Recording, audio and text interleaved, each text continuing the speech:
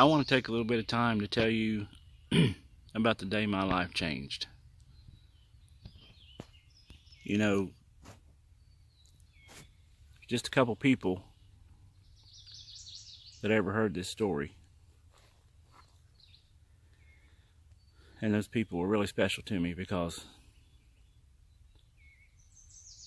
they were part of me being here today. You know, in June of 2011, actually on Father's Day, I lost everything. I lost my dad, my neighbor, my best friend, my hunting buddy, my fishing buddy, my racing buddy, my grass cutting buddy, my everything buddy, my turn to. You know, back then I knew how a drug addict felt because Dad was my drug. If I was ever down, or if I was up, or if I needed help working on a truck, something around the house, Dad was my go-to. He was my fix. He made everything better. And not just for me, for everybody who was ever around him.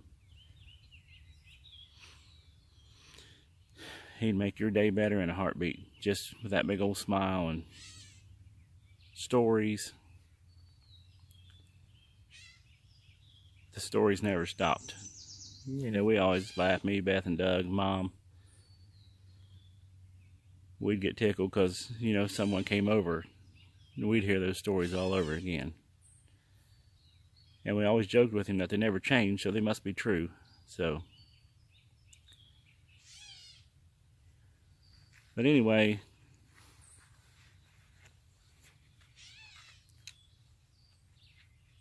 back then I was very selfish. And a lot of people say they disagree with that, but you know, the way I felt back then,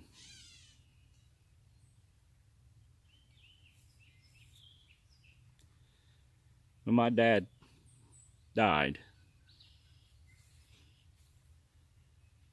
that was it for me. You know, I knew we spent every day together, if not fishing or hunting or going to a race. We were sitting on the porch when I'd come home after work, after he retired.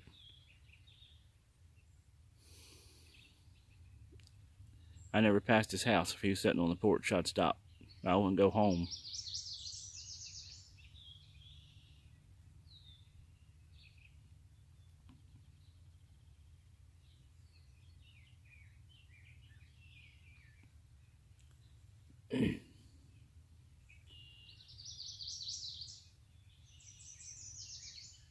You know, like I said, he passed away on Father's Day. That was June. And, you know, after that, you know, I tried to go fishing. I went fishing and tried to go to a race. I couldn't even tell you who won the race. I'm not sure I stayed for the whole thing. And fishing, it was just like, couldn't tell you if I caught a fish. I didn't enjoy it anymore. It was just, there was a void there that I thought was always going to be there.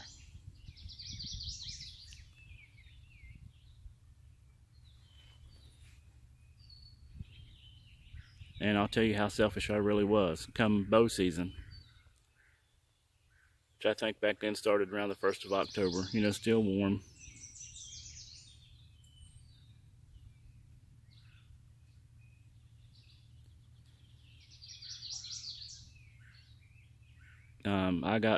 I just got to a point where it was like, that was a few months later, and I got so low that I just decided this life ain't worth living without Dad here, because I have no one to turn to, I have no one to talk to, I have no one that'll listen. course, I had Mom and Beth and Doug, but just Maybe it's hard to understand, but Dad was my go-to guy. No matter what happened during the day, if it was the highest of highs or lowest of lows, I went and told Dad about it, or asked Dad about it. And if it was bad, he'd make it better. If it was good, he'd make it better, even better than it was.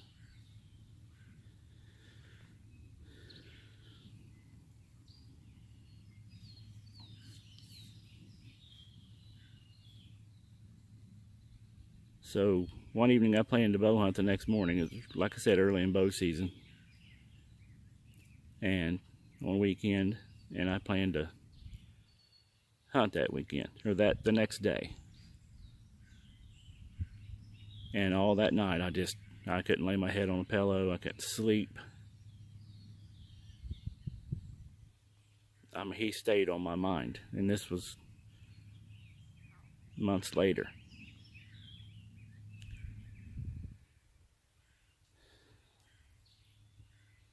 And I decided that night I was done. I didn't want it anymore. I didn't want to live miserable anymore.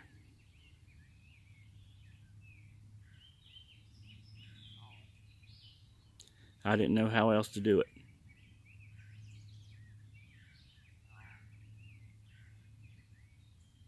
So as I lay there looking at the clock, about an hour before daylight, I got dressed and headed out.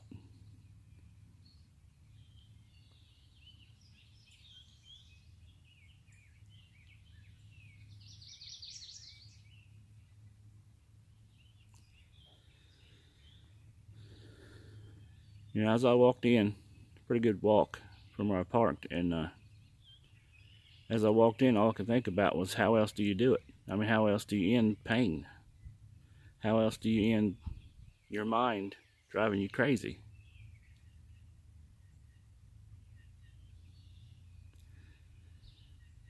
And I climbed up in my tree stand.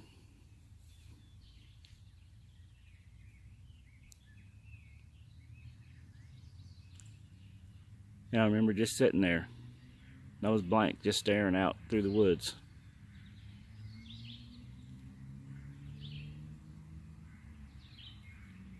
That was, I always had God in my life. If I seemed like I didn't, my mom would remind me. And I always believed in God. I mean, we're here for a reason. I've never doubted that. But this was the first day I ever really talked to God and asked Him to help me.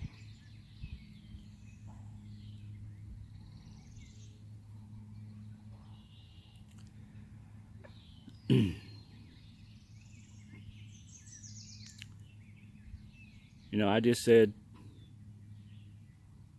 what do I do? How do I handle this? How do I end it? I'm done living this way.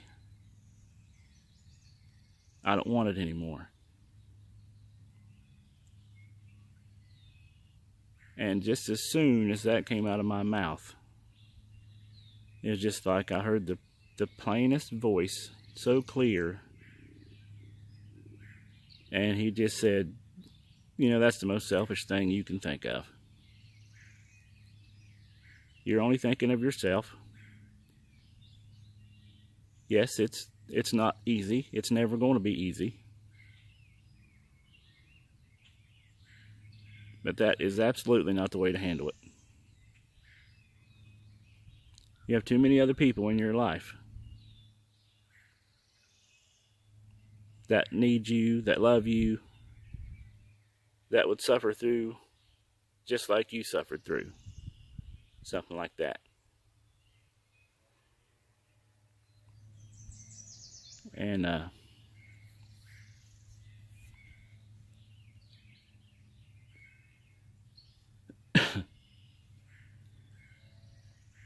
sat in that stand a couple more hours that morning, and I got down. And as I walked back out of those woods, it was seriously like I could hear the birds chirping. I could see the squirrels running through the trees. I could see the sunshine.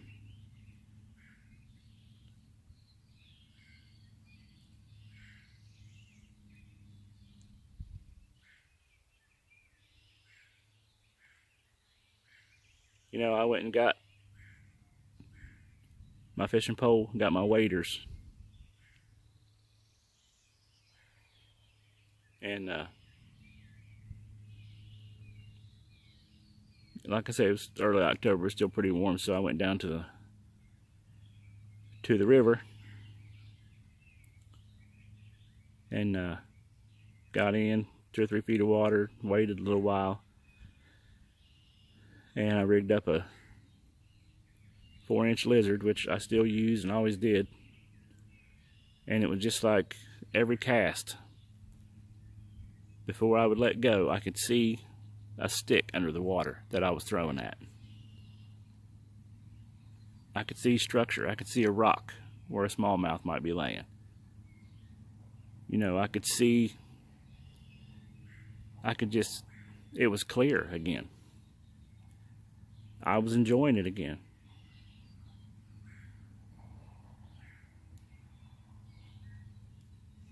You know, there's a couple real special people in my life, and they know who they are, that kept me sane. I don't know any other word to use. But there's some big hearts in this world, and there's some special people that are your true friends that you'll find out when you go through life, who they are, why you need them. Doesn't matter where they come from or if you never had a conversation with them before in your life. They'll be there when you need them. A true friend will be there, and I have proof of that.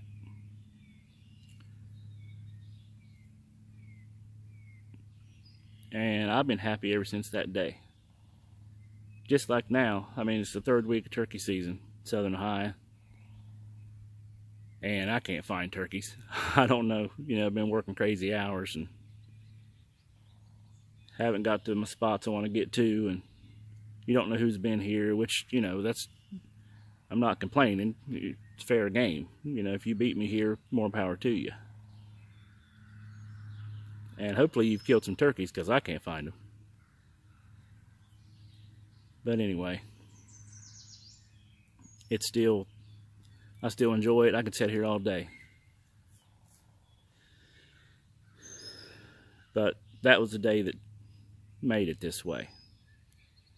And God showed me how to be happy.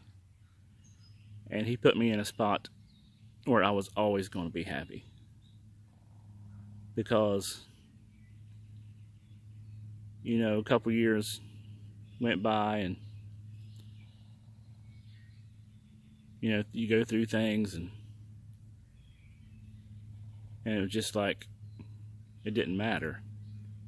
You know, not that the people didn't matter, but whatever happened didn't matter. It didn't have any outcome. You know, you're going to have bad days and good days. That don't mean you're not happy.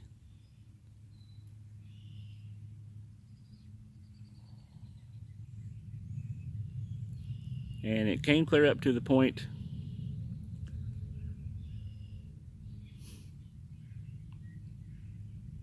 of April the 13th, 2018. We remind each other all the time of that date. And that date on that date.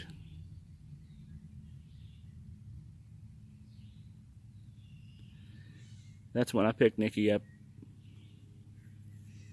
You know, not for a fancy date, not for anything over the top, just to take a ride through the country. And it took me like 5 minutes. And it was like, I looked back on that day in that tree stand and just thanked God that I'm still here.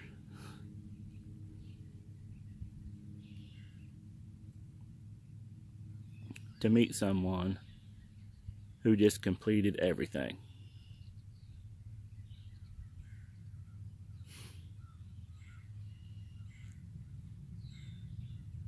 And not only that, I got the two biggest bonuses a man could ever ask for.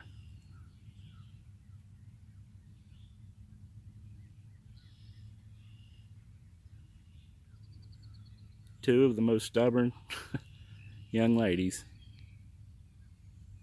that parents could ever have. And I met them a couple weeks later after me and Nikki went out.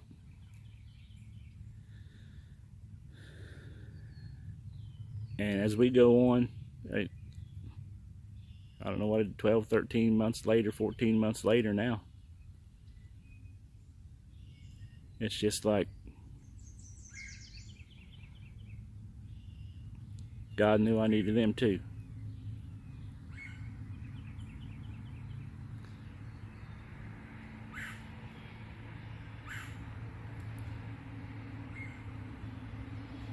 I don't know. I don't want to say that you have to get that low to get this high, but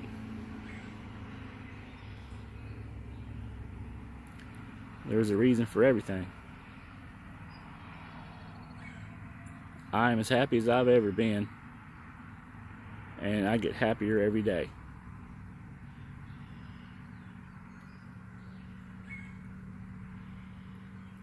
And I don't see that changing. And it's the best feeling a man could ever have.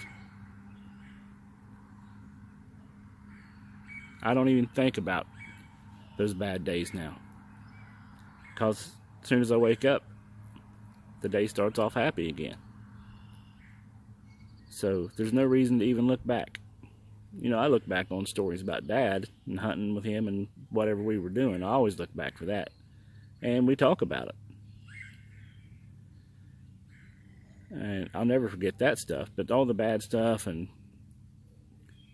all the selfish decisions that I almost made or was thinking about making, there's a reason that didn't happen. God was not going to let that happen. And my selfish ass just couldn't see that at that time. All I had to do from the start of all that was ask him what to do. So I'm not trying to make this, you know, a lesson to anybody, but you know, if you got a problem, he'll handle it for you. I'm living proof of that, and that is a fact. And I never take that day for granted, because that's the day I started being happy.